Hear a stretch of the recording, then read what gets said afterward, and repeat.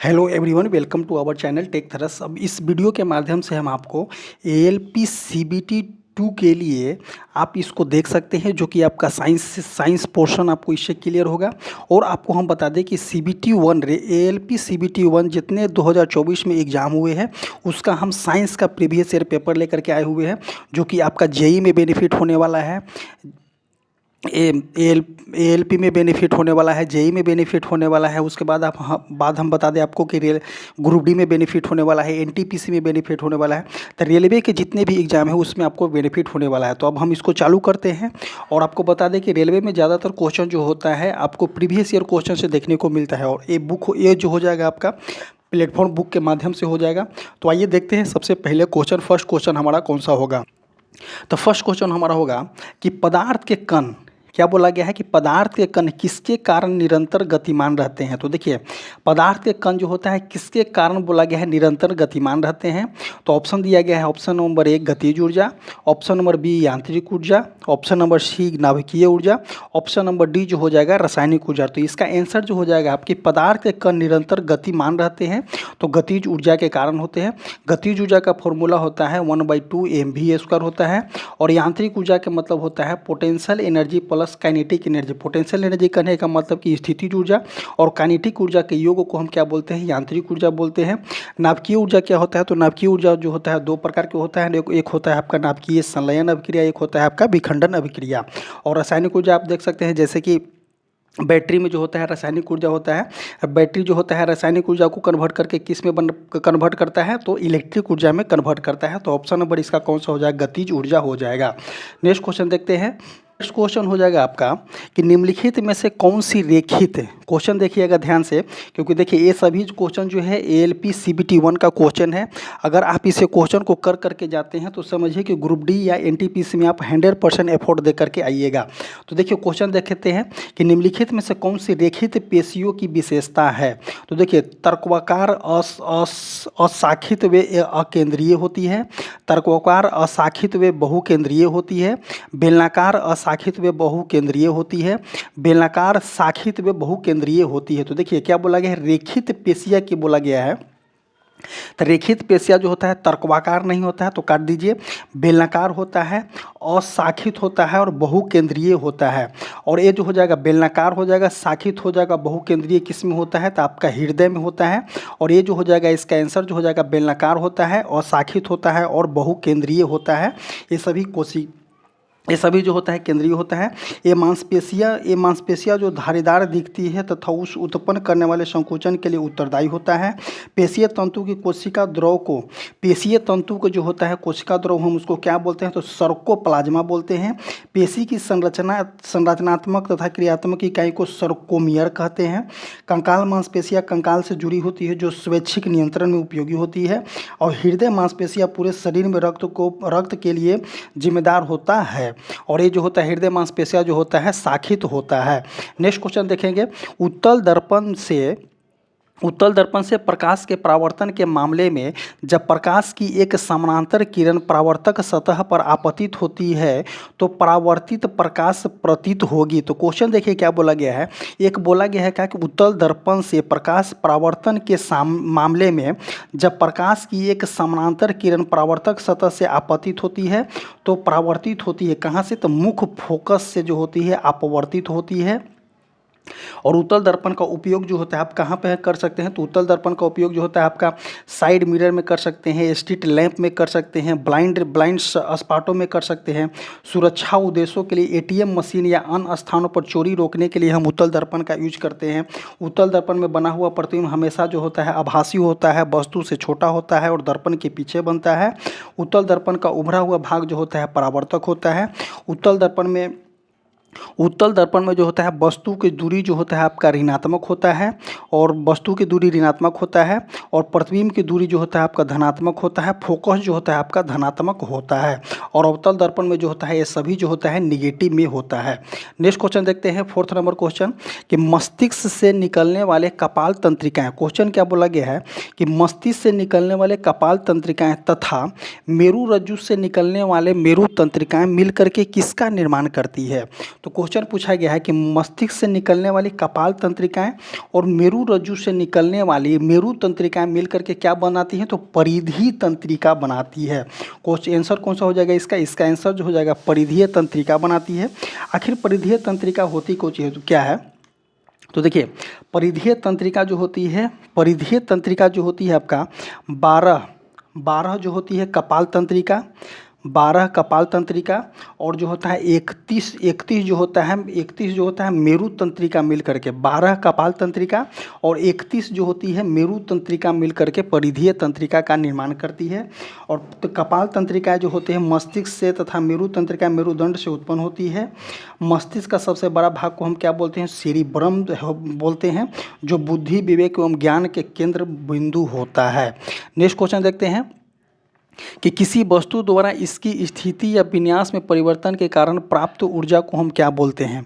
तो क्वेश्चन देखने को मिलेगा कि किसी वस्तु के द्वारा स्थिति या विन्यास में परिवर्तन को हम क्या बोलते हैं। तो स्थिति या विन्यास के परिवर्तन को हम क्या बोलेंगे, तो उसको हम स्थितिज ऊर्जा बोलते हैं। स्थितिज ऊर्जा का फॉर्मूला जो होता है आपका mgh होता है और गतिज ऊर्जा का फॉर्मूला होता है 1/2 mv² होता है। एक और गतिज ऊर्जा का फॉर्मूला होता है p²/2m जो होता है आपका गतिज ऊर्जा का फॉर्मूला होता है। p यहाँ पे हो जाएगा आपका मोमेंटम जो संवेग हो जाएगा। और आपको बता दें कि स्थितिज ऊर्जा के उदाहरण देखेंगे, जैसे कि तना हुआ धनुष में जो होता है स्थितिज ऊर्जा होता है, तना हुआ स्प्रिंग में स्थितिज ऊर्जा होता है, उठा हुआ हथौड़ा स्थितिज ऊर्जा होता है, ऊंचाई पर बैठे चिड़िया जो होती है आपका पोटेंशियल एनर्जी में होती है। और आपको बता दें कि यांत्रिक ऊर्जा इक्वल टू क्या होता है, गतिज ऊर्जा प्लस स्थितिज ऊर्जा के योग को हम क्या बोलते हैं, तो यांत्रिक ऊर्जा बोलते हैं। क्वेश्चन नंबर 6 को देखेंगे कि एटीपी का उत्पादन किस कोशिकांग में होता है। तो देखिए क्या बोला गया है, एटीपी का फुल नेम क्या होता है, तो एडिनो ट्राइफॉस्फेट जो होता है आपका एटीपी का फुल नेम होता है। और इसको बोला गया है कि एटीपी का उत्पादन किस कोशिकांग में होता है। तो एटीपी का उत्पादन जो होता है आपका माइटोकॉन्ड्रिया में होता है। और माइटोकॉन्ड्रिया के हिंदी में हम क्या बोलते हैं, तो सूत्रकणिका बोलते हैं। और इसके को जो करता है कि कोशिका के भीतर जो होता है ग्लूकोज के ऑक्सीजन से ऊर्जा का मुक्त होना, कोशिका के भीतर जो होता है ग्लूकोज के ऑक्सीजन से ऊर्जा का मुक्त होना तथा CO2 का बनना आंतरिक या कोशिका श्वसन कहलाता है। कोशिका श्वसन भी आपके 3 प्रकार के होते हैं, एक होता है ग्लाइकोलाइसिस, एक होता है क्रेब्स चक्र, एक होता है इलेक्ट्रॉन परिवहन तंत्र। और आपको बता दें कि ग्लाइकोलाइसिस की प्रक्रिया कोशिका द्रव में होती है। क्रेब्स चक्र एवं इलेक्ट्रॉन परिवहन तंत्र जो होता है तंत्र द्वारा 36 ATP ऊर्जा प्राप्त होती है। इस प्रकार कोशिका श्वसन द्वारा ग्लूकोज के पूर्ण ऑक्सीजन के लिए 38 ATP ऊर्जा की आवश्यकता होती है। और ATP का फुल नेम होता है एडिनोसाइन ट्राइफॉस्फेट या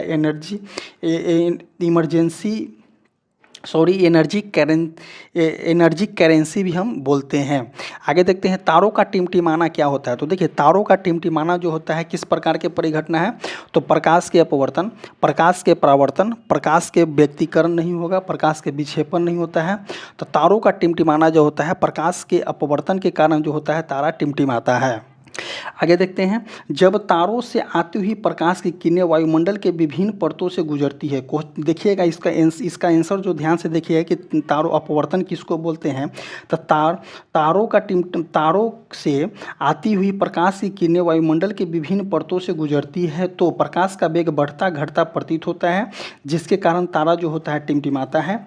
वास्तव में तारा जो है तारे लगातार प्रकाश उत्सर्जित करते हैं, लेकिन वायुमंडलीय अपवर्तन परिघटना के कारण जो होता है आपका टिमटिमाते नजर आता है। आगे देखते हैं, प्रकाश के अपवर्तन के मुख्य उदाहरण देखेंगे, जैसे कि स्विमिंग पूल यहाँ पे देखिए। इनकेस अगर स्विमिंग पूल देख रहे हैं तो अगर मानते हैं कि मछली यहाँ पे तो आपको थोड़ा सा ऊंचा में दिखाई देगा। जैसे कि बाल्टी में आप सिक्का डालते हैं तो थोड़ा सा उथला दिखाई देता है, अगर नींबू डालते हैं तो थोड़ा सा ऊपर दिखाई देता है। तो ये सभी जो होता है अपवर्तन के कारण होता है। तालाब के जल में तैरती मछली जो होती है ऊपर दिखाई देती है। स्विमिंग पूल जो होता है आपका कम गहरा दिखाई देता है।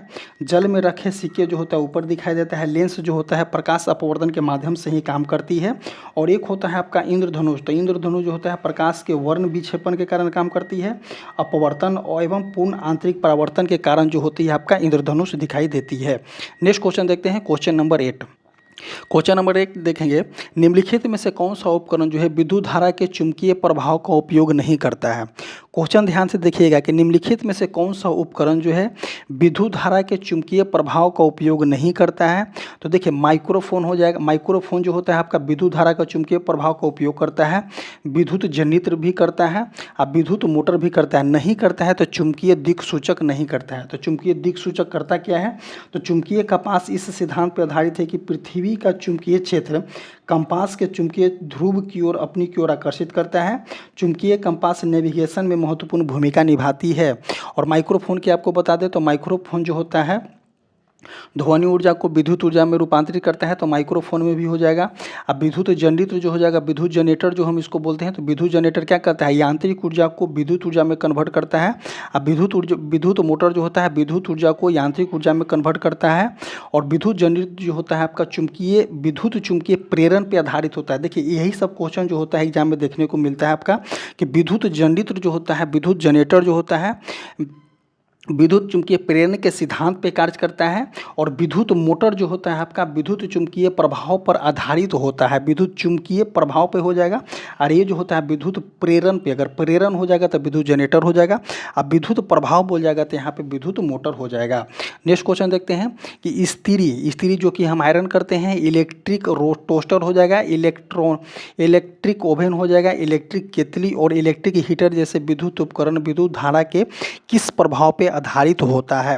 तो विद्युत धारा के देखिए किस प्रभाव पे आधारित होता है, तो विद्युत धारा के जो होता है आपका उष्मीय प्रभाव पे आधारित होता है। देखिए क्योंकि स्त्री जैसे ही हम करते हैं तो उसमें क्या होता है, तो हमको उष्मीय प्रभाव मिलता है, जिसकी वजह से जो हम इस्त्री कर पाते हैं। इलेक्ट्रिक टोस्टर जैसे कि ब्रेड को हम टोस्ट करते हैं तो उष्मीय प्रभाव हो जाएगा। इलेक्ट्रिक ओवन में भी जो होता है इलेक्ट्रिक से लेकर के हमको क्या मिलता है, विद्युत से लेकर के उष्मीय, तो उष्मीय प्रभाव इसका आंसर हो जाएगा। नेक्स्ट क्वेश्चन देखते हैं 10 नंबर कि 2.5 मीटर पर सेकेंड स्क्वायर पर 10 केजी द्रव्यमान को त्वरित करने के लिए आवश्यक बल की मात्रा क्या होगी। तो एफ इक्वल टू क्या होता है, एफ इक्वल टू आपका एम ए एक फार्मूला होता है, न्यूटन के सेकेंड नियम के अनुसार इसको हम बनाते हैं। F equal to M A, F क्या पूछा गया है, बल की मात्रा ही पूछा है। हमको कितना दिया गया है, 2.5 मीटर पर सेकेंड स्क्वायर दिया है, ए का वैल्यू दिया है, और जो हो जाएगा यहाँ पे 10 हो जाएगा। मास जो है आपका 10 दिया गया है, यहाँ हो जाएगा 10 इंटू 2.5। जब इसको हम कैलकुलेट करेंगे तो कितना हो जाएगा, 25 न्यूटन हो जाएगा। तो ऑप्शन नंबर कौन सा हो जाएगा, सी हो जाएगा। नेक्स्ट क्वेश्चन देखते हैं कि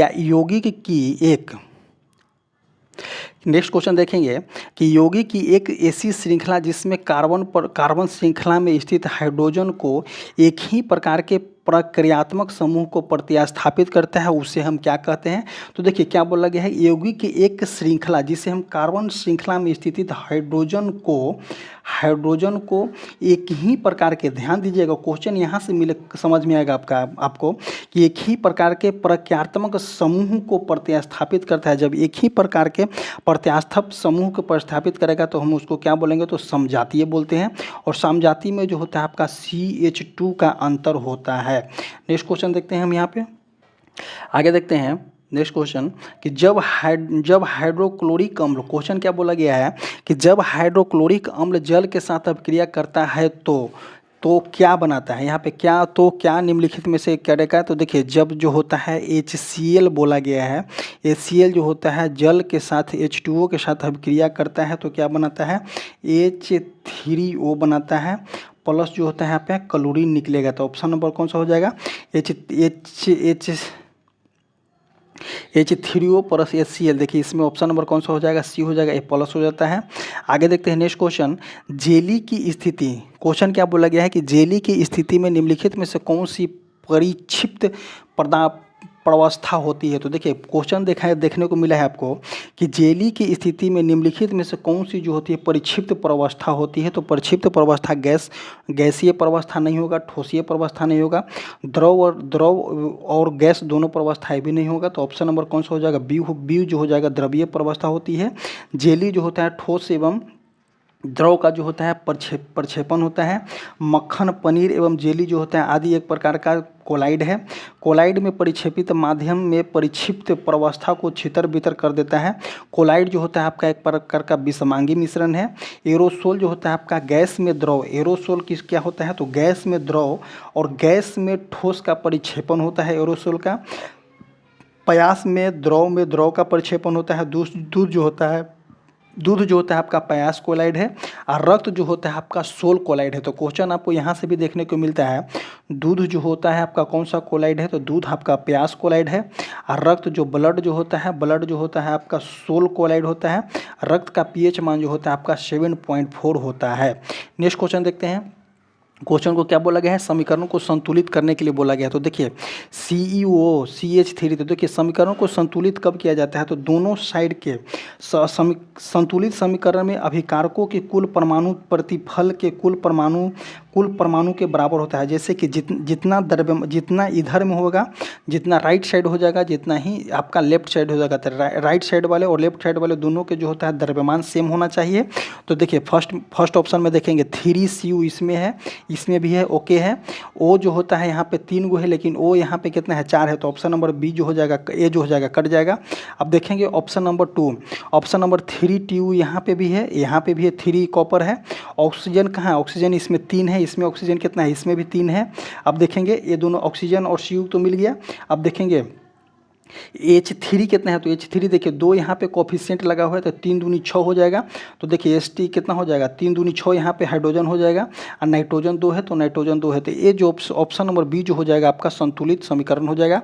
और एक क्वेश्चन जो होगा, इस तरह के क्वेश्चन आपको ग्रुप डी में भी देखने को मिलेगा, NTPC में इवन आपको देखने को मिलेगा। सो आप इसको जो है एक बार जरूर देखिएगा ये सभी क्वेश्चन को। आगे देखते हैं कि यदि पृथ्वी और एक्स दूरी पर रखे एक सेव के बीच आकर्षण बल F हो, तो उसी सेव को 2x दूरी पर रखने में कितना बल होगा। तो देखिए एक फॉर्मूला होता है, क्या होता है, F बराबर G capital M small m divided by क्या होता है, R स्क्वायर होता है। R क्या होता है, यहाँ पे दूरी होता है। अब हम यहाँ पे सब्स्टिट्यूट करेंगे तो क्या बोला गया है, पहले जो था हमारा x दूरी था, लेकिन अब कितना हो गया है, 2x दूरी हो गया। तो जैसे ही हम यहाँ पे 2x दूरी लगाएंगे तो R स्क्वायर के वैल्यू यहाँ पे 2x हम रखेंगे तो स्क्वायर करेंगे तो 1/4 हो जाएगा। तो F के वैल्यू हमारा कौन सा हो जाएगा, F/4 यहाँ पे आंसर हो जाएगा। ऑप्शन नंबर ए जो हो जाएगा बिल्कुल सही हो जाएगा। आगे देखते हैं नेक्स्ट क्वेश्चन कि किसी परमाणु का परमाणु क्रमांक किसके बराबर होता है। तो देखिए परमाणु क्रमांक पूछा गया है, परमाणु क्रमांक जो होता है किसके बराबर होता है, तो इलेक्ट्रॉन और प्रोटॉन की संख्या के योग का, इलेक्ट्रॉन और न्यूट्रॉन की संख्या का योग तो बिल्कुल गलत हो जाएगा। किसी परमाणु के नाभिक में उपस्थित इलेक्ट्रॉन की संख्या का आधा तो बिल्कुल काट दीजिए। थर्ड देखेंगे प्रोटॉन और न्यूट्रॉन की संख्या का योग, तो प्रोटॉन और न्यूट्रॉन की संख्या का योग क्या बोलता है, तो द्रव्यमान कहलाता है, इसको भी काटिए। तो किसी परमाणु के नाभिक में उपस्थित प्रोटॉन की संख्या को ही हम क्या बोलते हैं, परमाणु क्रमांक बोलते हैं। तो ऑप्शन नंबर डी जो हो जाएगा यहाँ पे सही हो जाएगा। और प्रोटॉन और न्यूट्रॉन की संख्या के योग को हम क्या बोलते हैं, तो परमाणु का द्रव्यमान बोलते हैं। अगर बात करते हैं कि किसी परमाणु के नाभिक में उपस्थित प्रोटॉन की संख्या को हम क्या बोलते हैं, तो परमाणु क्रमांक बोलते हैं। नेक्स्ट क्वेश्चन देखते हैं कि लक्षण निम्नलिखित में से किससे प्रभावित हो सकते हैं। तो देखिए लक्षण जो होता है, देखिए केवल मातृवंश नाना नानी के डीएनए से बिल्कुल गलत हो जाएगा, केवल पैतृक डीएनए से हो जाएगा, केवल मातृक डीएनए से हो जाएगा, नहीं हो जाएगा। तो देखिए बच्चों में लक्षण जो होता है या जो मनुष्यों में लक्षण जो होता है, उसके पैतृक डीएनए और मातृक डीएनए दोनों को सम्मिलित गुण होकर के बच्चों में जो होता है लक्षण जो होता है जाता है। जैसे कि आप देखते होंगे कि बोला जाता है कि ये इसके टाइप का है, ये मम्मी टाइप का है, या ये पापा टाइप का है, उसके माइंडसेट का है, उसके फेस का होता है, इस तरह से लक्षण जो होता है आपका जाता है। तो ऑप्शन नंबर डी जो हो जाएगा यहाँ पे सही हो जाएगा। आगे देखते हैं नेक्स्ट क्वेश्चन हो जाएगा, निम्नलिखित में से कौन सा विकल्प उस धातु को दर्शाता है जो ठंडे जल के साथ अभिक्रिया नहीं करता है। क्वेश्चन को ध्यान से देखिएगा, निम्नलिखित में से कौन सा विकल्प जो है उस धातु को दर्शाता है जो ठंडे जल के साथ अभिक्रिया नहीं करता है। तो देखिए सोडियम जो होता है ठंडे जल के साथ अभिक्रिया करता है, गलत हो जाएगा यहाँ पे option number A. Option number B जो हो जाएगा वो भी गलत हो जाएगा। ऑप्शन नंबर सी भी जो हो जाएगा ये भी गलत हो जाएगा। तो ठंडे जल के साथ अभिक्रिया कौन नहीं करता है, तो एल्युमिनियम नहीं करता है, आयरन नहीं करता है और जिंक नहीं करता है। तो ऑप्शन नंबर डी जो हो जाएगा यहाँ पे बिल्कुल सही हो जाएगा। पोटेशियम जो होता है आपका, पोटेशियम भी जो है यहाँ पे ठंडे जल के साथ अभिक्रिया करता है। तो पोटेशियम ठंडे जल के साथ अभिक्रिया कर करके क्या बनाता है, तो एक विस्फोटक पदार्थ बना लेता है। और और सोडियम भी जो होता है ठंडे जल के साथ अभिक्रिया करके विस्फोटक पदार्थ बनाता है। तो ऑप्शन नंबर ये सबको काट दीजिए। तो ऑप्शन नंबर इसमें कौन सा हो जाएगा, ऑप्शन नंबर डी जो हो जाएगा। एल्युमिनियम, आयरन और जिंक जो होता है आपका ठंडे जल के साथ अभिक्रिया नहीं करती है। नेक्स्ट क्वेश्चन देखेंगे। क्वेश्चन क्या बोला गया है कि निम्नलिखित में से कौन सा कथन जो है परितंत्र से संबंधित है। तो देखिए ऑप्शन देखेंगे, इसमें जीवधारियों से युक्त जैविक घटक सम्मिलित होता है। तो ये भी सही हो जाएगा। जीवधारियों से युक्त जो होता है जैविक घटक होता है। जैविक घटक जैसे कि आपको जैविक घटक में हम देख सकते हैं कि होता है विशिष्ट प्रजातियों की उपस्थिति, प्रजातियों के बीच प्रतियोगिता, परिजीवी, प्रीटर्स्ट, ये सभी जो होता है आपका जैविक घटक होता है। और एक होता है आपका अजैविक घटक। तो जैविक घटक में कौन कौन सा हो जाएगा, मिट्टी हो जाएगा, तापमान हो जाएगा, उसके बाद आपका वायु हो जाएगा, जल हो जाएगा, ध्वनि हो जाएगा, सूर्य का प्रकाश हो जाता है। ये सभी जो होता है अजैविक घटक के अंतर्गत आते हैं। आगे देखते हैं ऑप्शन नंबर 2 देखेंगे। सभी हरे पौधे कुछ जीवाणु उत्पादक होते हैं। तो ये भी सही हो जाएगा। अपघटक जटिल कार्बनिक को सरल कार्बनिक पदार्थ में विघटित करता है। तो देखिए अपघटक जो होता है आपका जटिल कार्बन को जो होता है सरल कार्बनिक पदार्थ में जो होता है विघटित कर देता है। जैसे कि आप देखते होंगे, एज ए छोटा सा एग्जांपल हम लेते हैं, जैसे कि गिद्ध को आप देखते होंगे, तो गिद्ध जो होता है आपका अपघटक चीज़ को खाता है। तो अपघटक चीज़ को खाता है तो उसी कारण क्या होता है, अपघटक जो होता है जटिल कार्बनिक को जो होता है सरल कार्बनिक पे बना देता है, जिसके वजह से जो होता है वो पूरी तरह से जो होता है डिस्ट्रॉय हो जाता है। तो ऑप्शन नंबर इसमें कौन सा हो जाएगा, ये तीनों जो है इसमें सही है। तो ऑप्शन नंबर ए गलत हो जाएगा, 1 और 2 नहीं। ऑप्शन नंबर बी जो हो जाएगा यहाँ पे सही हो जाएगा। अब देखेंगे क्वेश्चन नंबर 20। क्वेश्चन नंबर 20 क्या बोलना चाह रहा है, इसको देखेंगे कि स्त्री केसर। क्वेश्चन देखिए यहाँ पे दिया गया है कि स्त्री केसर का सूजा हुआ भाग निचला क्या कहलाता है। तो स्त्री केसर के जैसे कि यहाँ पे हम फूल देखते होंगे, एक इस तरह से होता है और इसमें इस तरह से इसमें अगर फूल हम बना रहे हैं, फूल का डिजाइन, तो इसमें इस तरह से होता है, ऐसे ऐसे हम देख सकते हैं। तो क्वेश्चन देखिए क्या बोला गया है, क्वेश्चन को हम समझेंगे। यहाँ पे होता है एक इस तरह से होता है। हाँ देखिए, तो क्वेश्चन को देखेंगे हम, क्या बोला गया है कि स्त्री केसर का सूजा हुआ भाग होता है। तो स्त्री केसर के सूजा हुआ भाग को हम क्या बोलते हैं, तो अंडाशय बोलते हैं। इसको हम क्या बोलेंगे, तो अंडाशय बोलेंगे। ऑप्शन नंबर कौन सा हो जाएगा, सी हो जाएगा। स्त्री केसर के मध्य भाग को क्या बोलते हैं, तो मध्य भाग हमारा कौन सा हो जाएगा, मध्य भाग ये हो जाएगा। तो मध्य भाग को हम क्या बोलते हैं, तो मध्य भाग को हम वर्तिका बोलते हैं। मध्य भाग को हम क्या बोलते हैं, मध्य भाग को हम क्या बोलेंगे, तो मध्य भाग को हम वर्तिका बोलेंगे। ऑप्शन नंबर डी हो जाएगा। स्त्री केसर के शीर्ष भाग, तो शीर्ष भाग कौन सा होगा, ए हो जाएगा।